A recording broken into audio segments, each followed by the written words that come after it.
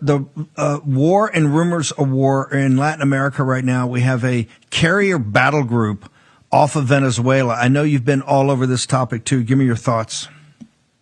Well, look, I think that this is a lack of pertinent information being given to the president. We're being told that this is about fentanyl. We're being told that the reason why we need to send warships to Venezuela is to combat the flow of fentanyl. Well, the facts are this, Steve. Fentanyl isn't produced in Venezuela. Okay, the chemicals that produce fentanyl come from China, and the fentanyl is produced in Mexico. And so, if we're going to try to curb the influence of the CCP, shouldn't we actually be trying to negotiate with Venezuela? Shouldn't we be trying to actually bring Maduro to the table? Current numbers, right? These are the numbers, Steve. I want to break this down for your viewers. Over 1 million barrels of oil per day are coming out of Venezuela. You know where majority of those barrels of oil are going to? China. 916,000 of the 1 million barrels per day are currently going to China. So how exactly is Venezuela being punished by sanctions right now? They're not. China is actually purchasing the oil that the United States is not purchasing from Venezuela. And the CCP continues to expand their influence and their presence in the Western Hemisphere, which is a national security threat. And if we really do go into Venezuela, if we invade Venezuela and we have a conflict or a full-blown war in Venezuela, that is going to turn into a war with China, because the Chinese have thousands of military-aged men who are prepared to be deployed, who are currently in Venezuela.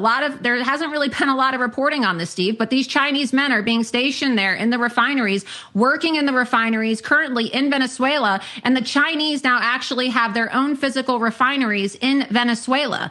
And so, with tensions rising with China, I think that we really need to, take a step back and think, do we really want to hand over the world's largest oil reserves to China? Do we really want to hand over the world's largest gold supply to China? Do we really want to hand over some of the largest rare earth mineral supplies to China?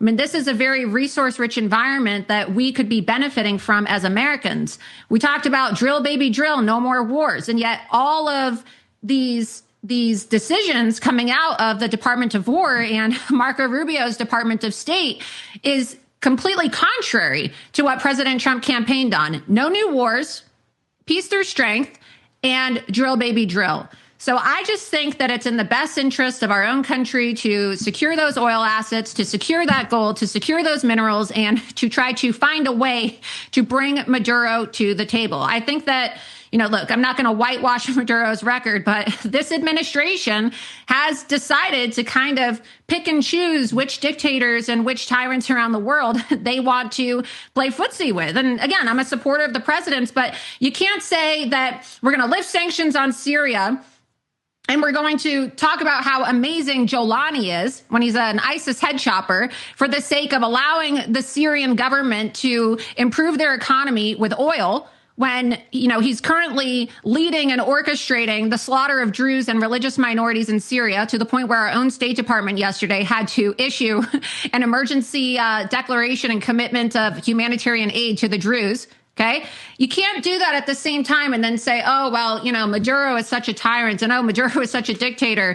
Oh, we have to keep sanctions on Venezuela. If we're going to bring Syria to the table, what's the excuse for not bringing Maduro to the table if in the end it means American energy dominance? That's my argument. That's how I see it.